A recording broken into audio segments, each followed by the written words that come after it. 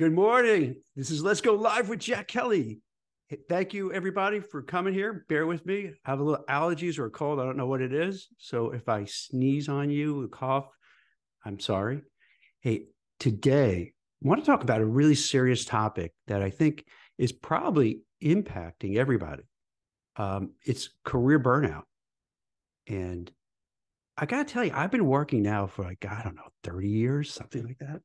And I don't think I've ever seen the US society, New York, has been as crazy as it has been recently.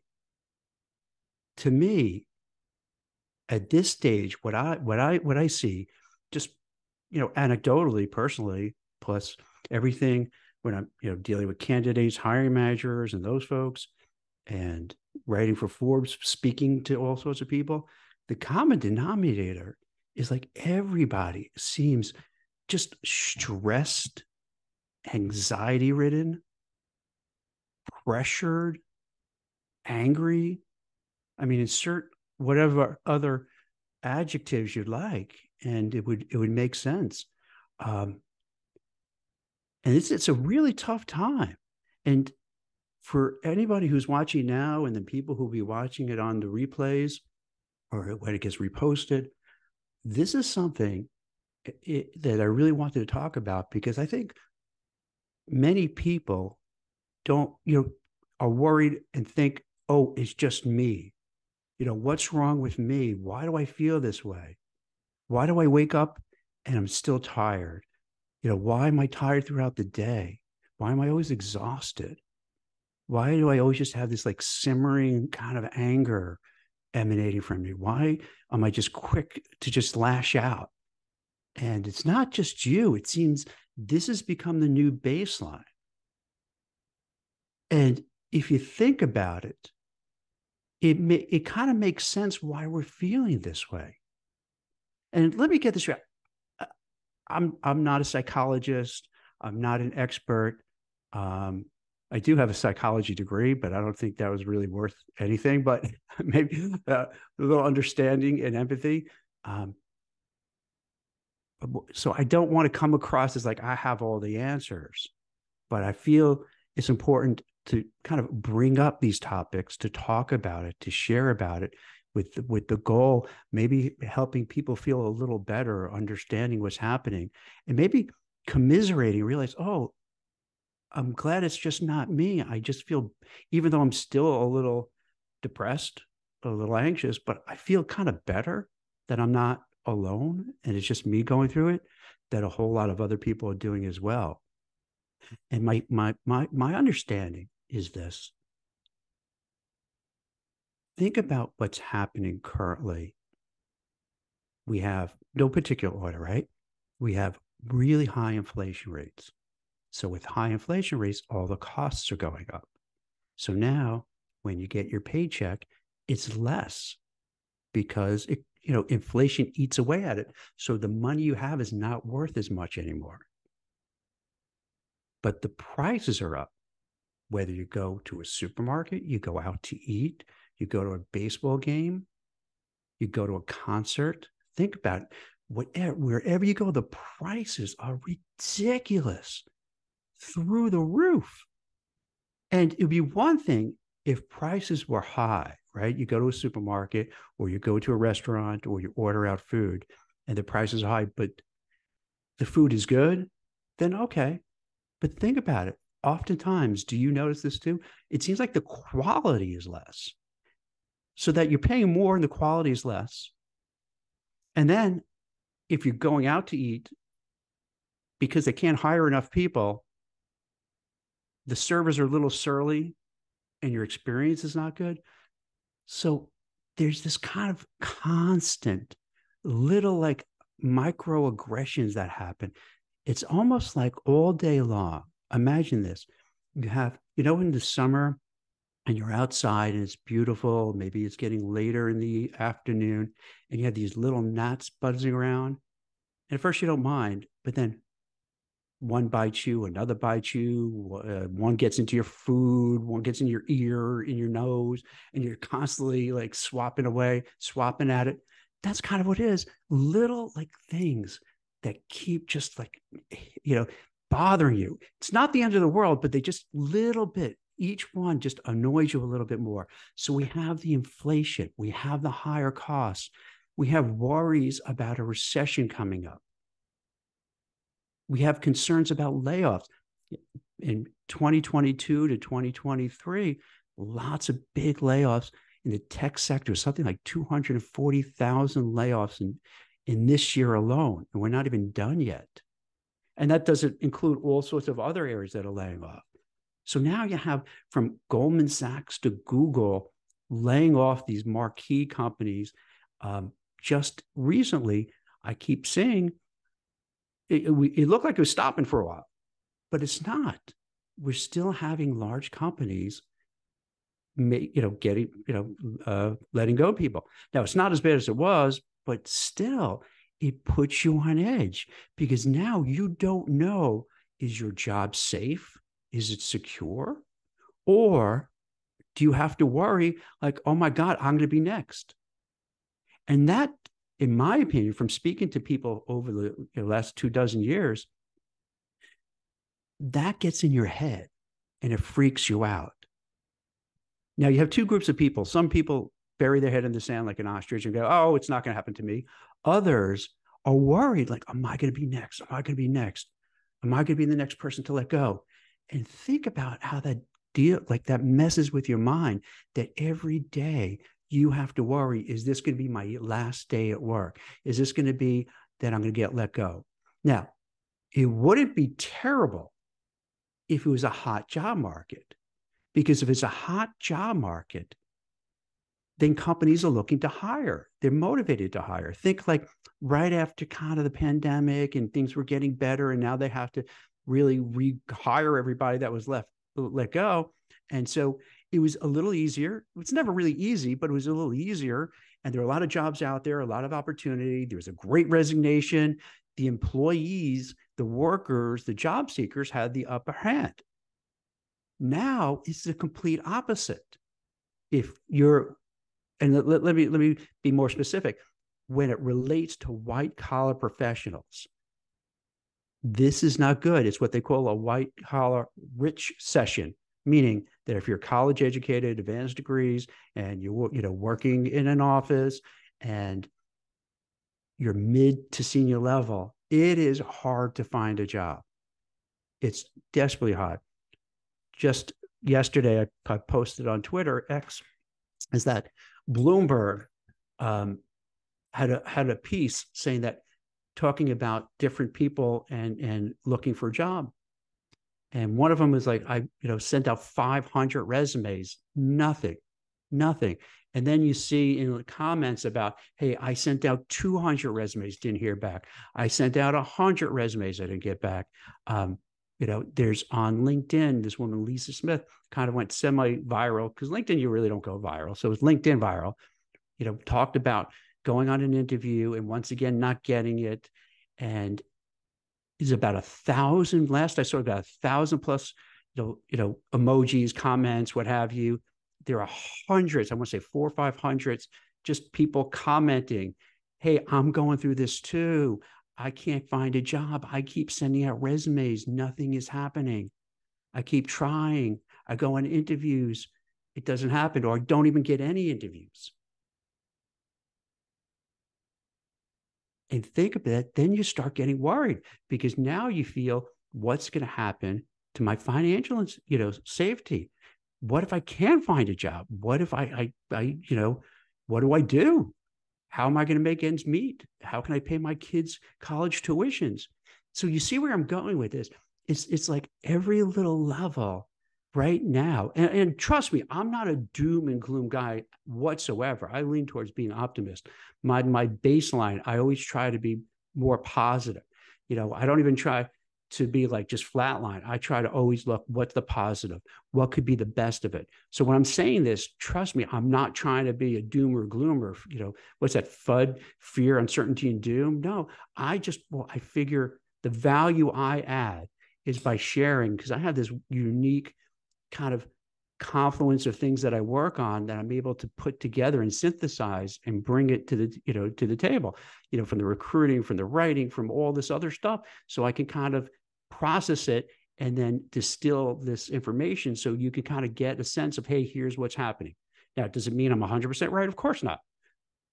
But at least you get a perspective that you could think of and say, hey, some of what Jack, you're saying that makes sense. Others may not, but that's okay. So we're having this issue now. And then on top of it, it doesn't end here. So let's say you want to go into New York City or San Francisco. You got to worry about being robbed, mugged, beaten up, shot. And I'm not exaggerating. I mean, it's really tough. The cities are dirty. There's lawlessness. So now where you would, say, hey, let's go in the city and do this, and let's go, you start thinking, I don't want to do it. So your quality of life diminishes a little bit. And then if you do go, you got to worry about your own personal safety. And speaking about personal safety, I think we also have to worry and be concerned what's going on in this global macro event that we're in.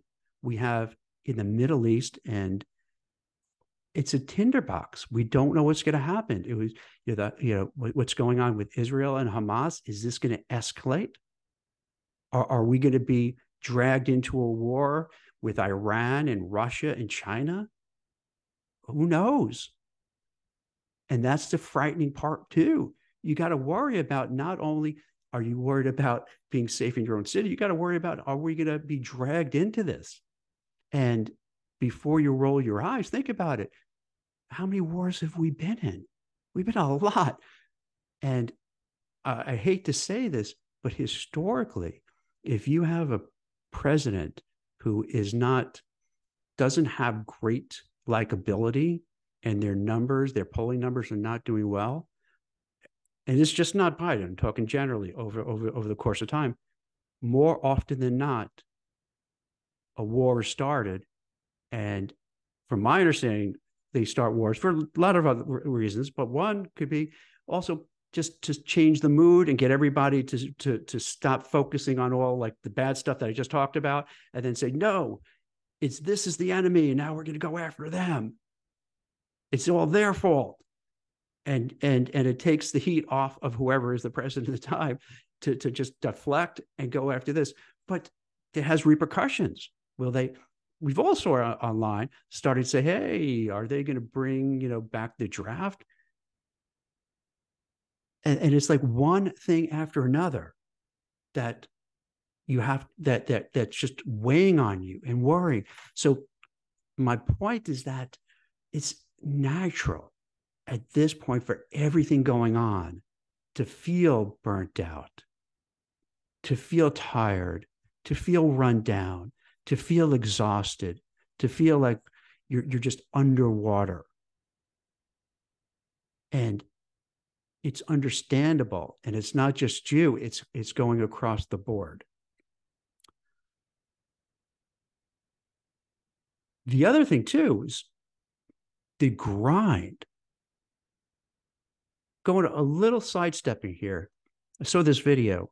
Christine shared it with me about a young lady, Brielle, who TikTok, kind of viral-ish TikTok video, where saying about it, kind of wiping away tears a little bit and saying, hey, I just started this job. I'm appreciative of my new job, but like, I don't know what to do. I'm up at 6 a.m. I commuted to work. I come home about 7 o'clock and I'm tired. I'm exhausted. I have no time to do my laundry, to cook, to exercise, to go on a date, or to have a life. And, you could see she's not, sometimes with some of these TikTok videos, they're amping it up and they're being overly dramatic. But to me, she came across real, like, hey, wow, I didn't realize this. This is rough. I'm exhausted and tired and burnt out. And this 9 to 5 is just this horrible grind. So you mix all this in all together. It's this toxic soup of being burnt out. And people like her wonder, is this all there is? this is life now? Getting up, alarm clock goes off, commute in, which is expensive, by the way, going into work, going in, now that companies are pushing to go back into the office, and you don't have remote as much, and you don't have hybrid as much, and the way things are going, it looks like they're trying to push everybody back into the office. It's way more expensive. The time you get a train ticket, you get a bus ticket, you have some breakfast, lunch, you're probably talking about $50-$60 a day just on that. And then if you use your car, the wear and tear on your car, and then the wear and tear of driving in somewhere, stuck in traffic, sucking up all the fumes. And this is what we're dealing with. Now, I want to take a little break and turn to Christine a little bit, so you can get a sense of what, how are you feeling, to gauge the temperature. And kind of, we have a list, not a definitive list, just some, bullet points to see, hey, how are you feeling? Where do is this happening to you? Chris, would you mind maybe kind of sharing what we put together? Sure, you can use this as a self-assessment, and it contains some warning signs that you can ask yourself. Are you regularly feeling depleted, tired, and lacking energy? Is it hard to get out of bed? Are you no longer excited about things you used to love? Are you withdrawing from social engagements? Are you experiencing physical and mental fatigue? Do you have a short fuse and are lashing out at others? Do you have poor time management skills? Are you overworking yourself, working a ridiculous amount of hours? Do you seem more frazzled, sad, lost, angry, and confused lately? Are you having difficulty focusing? Are you having trouble sleeping? Are you losing your appetite? Are you feeling disengaged from work? And are you getting sick more often, experiencing headaches and other pains? That's a sobering list, Chris. And I would imagine most people who are watching it now probably are like saying, "Oh my God, check." Yes, check, check, check, check. Yeah, that sounds about right. And it seems that's kind of the new normal, unfortunately. But how about this, Christine? Mm-hmm. I don't want to just kind of say, "Hey, here's all the problems." So I figure let's maybe we could just share some of the things that people could do to turn it around. Does that make sense? Is that cool? Yeah, we can show them how to like battle back against burnout. Can I just run some ideas that I wrote down, and Oh, then like, if like you could add to it. No particular order. So first off, I would say this. I would I would first, excuse me, I would speak to your immediate supervisor or boss and let them know how you're feeling. It might be an awkward conversation, but you want to let them know. And when I say by how you're feeling, is that are you kind of overburdened? Because one of the things that I didn't mention before, but's happening is this. Companies are really tightening the belt and they're being cost conscious. So that means they might lay off somebody, but they're not replacing that person. But what they do is they dump the work on the remainers. And the people who are remaining, for the most part, don't say anything because they're scared because they don't want to be the ones next. So you may want to go to your boss and say, "Hey, I know that you let go of Jack and I've been filling in for all his work, but I'm just drowning in work. Can we hire someone new? Can you maybe give some of the other work to another person? Is there anything we could do? Because I feel like I'm just on a hamster wheel, keep going around and I'm not getting anywhere because there's just so much work to do." And engage with your manager and maybe even your HR person to get a sense of, hey, I don't want to end up getting completely burnt out, that I'm just not going to be able to function as well and do my best. So that's one thing. And then also, if you do speak with your boss and you find out that they really couldn't care less. You're sharing and opening up and telling that, hey, I, I like working at the company. I enjoy the company. Hey, I like you, boss. You're a great person, but I really need help. I can't keep going at this pace. It's just not going to end well. I need some help. And if they disregard it and they're not offering any solutions or trying to help in any way, well, that's a sign. Then you might have to say, you know what?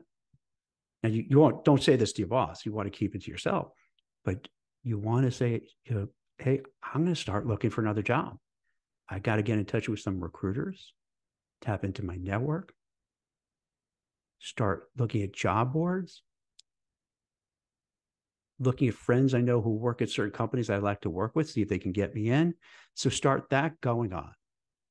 And by doing that, you kind of empower yourself, because now you don't feel as much as a victim. You feel, okay, you know what? I shared my concerns with my boss and supervisor and HR, and I'm met with a collective shrug of like, what are you going to do? Well, now you have to make a plan and you have to try something new. Will it be easy to find another job? No. So what I would suggest, while you still have your job, play the game. Don't let them know that you're running out the door. Whatever they say, let it roll down your back, because eventually you'll be out of there. So both straddle doing well at your job to hold on to it, but at the same time, now start moving and looking at, other opportunities. Another thing you could do is start laying boundaries. Maybe you are taking home work at night. Maybe you're sending emails, at night, weekends, what have you. Maybe you're going on flying all these business trips where you could easily do it by Zoom. Try to set boundaries that are healthy for you. To say, hey, I don't, to yourself, because you don't want to get laid off or pushed out the door. Instead of having to travel constantly, which whenever you travel, anyone who's done business travel, at first it's kind of fun, right? Go to all these different places, meet these different people, and it's kind of cool. But then after a while, it's a grind. You're out of your routine. You don't see your family. You don't see your kids. You get stuck sometimes in an airport for hours and hours, and it's not fun. So you may want to start kind of putting these boundaries up. So next time they say, hey, Jack, we want you to fly out to such and such, you can say, well, I would love to, give some excuse and say, let's just make it a Zoom call. We could do a Zoom call, or the very least, all right, I'll meet you in an office in whatever city, locally. So you got to have those boundaries. If you're worried about finances because of inflation, what's happening in the stock market, maybe find a financial advisor. If you're really concerned about your mental health, there's nothing wrong with finding a therapist, a psychologist, or somebody who you could talk to and share your thoughts and maybe get some ideas. You want to take care of yourself mentally, emotionally, spiritually. You have to make it a practice and saying, hey, I'm going to sleep well. I'm going to get my 8 hours of sleep. So this way I'm well rested, as opposed to someone like me who, and this is, too much information, I know, but when you get a certain age, I'm finding out, for men at least, I don't know how it was with women, but for men, I'm finding out, because I've asked around, at about 2:00, you have to go pee. And so you wake up and then for me, I had some cats and dogs, and one of the cats at 4:00 has to be fed.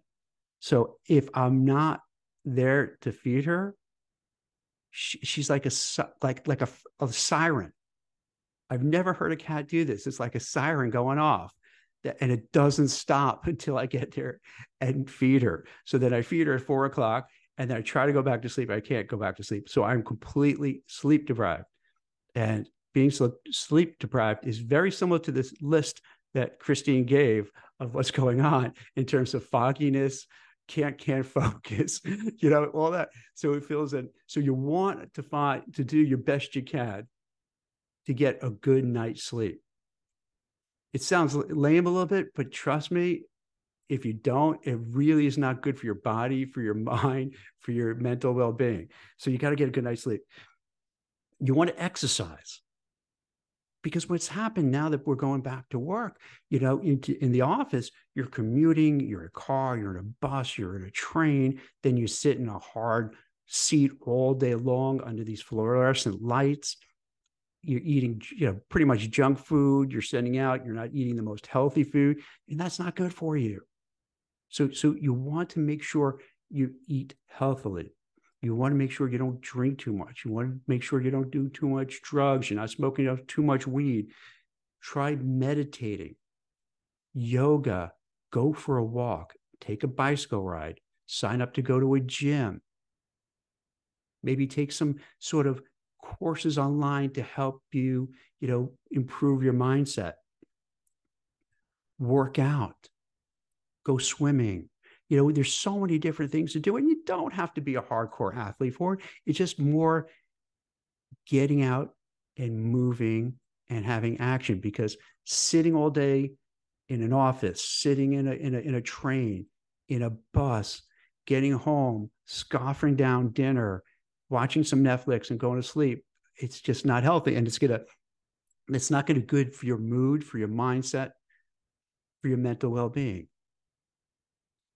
Chris, do you have any other thoughts maybe that you try to do yourself or people to try to avert burnout or try to overcome burnout? Sure, I would encourage people to take micro breaks throughout the day to give yourself some rest time. I would definitely advise using your paid time off. You've earned those and you should definitely use them.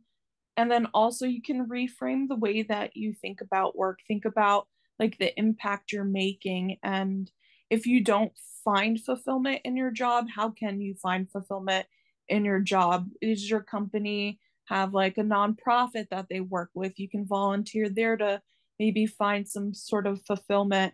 Or if you are not feeling fulfilled, Mm-hmm. then make job switches in order. I love that. That's great. That's great. It's like, this reminds me of something I think we wrote about a while back, that like job crafting, to see, right, how you could take what you're doing and go to your managers and say, hey, I love it here. It's great. But I think I could really add value by doing whatever it is, but that whatever it is going to offer you more meaning and purpose. Yeah. The And first then, step, yeah, uh-huh. no, I'm Sorry. sorry. No, sorry. Go ahead. The first step is recognizing the warning signs. So that Yeah. definitely is the most important aspect of all of this. Yeah. It's a sobering thing. This is it. And I hope for the people watching now could appreciate that, it's one of these topics where, it's not, oh, wow, this is fun. This is exciting. But I feel it's necessary. It's Yeah. important, right? Because I think most people are going through this. I can't see who wouldn't be going through this unless like they're a psychopath or something and they don't care about anything.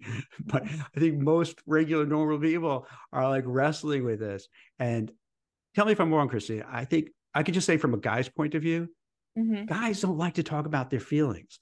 And I'm completely generalizing, but on a whole, they don't like to talk about their feelings. They don't want to open up. They feel they have to always be strong and in control.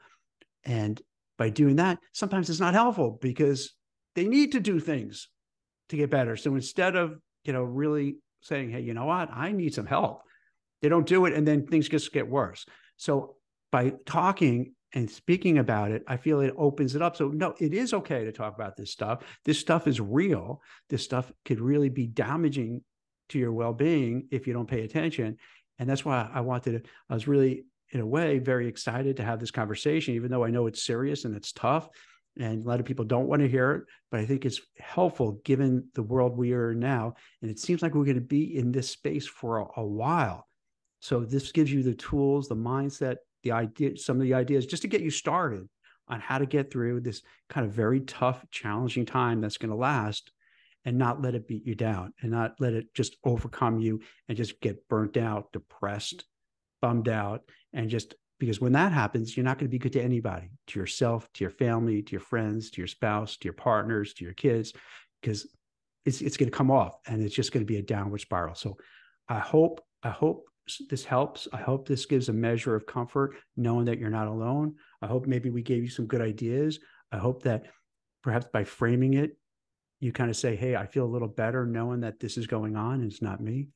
And as always, if you have any questions or comments, please put it in the chat where we have set up, and we'd be happy to answer it.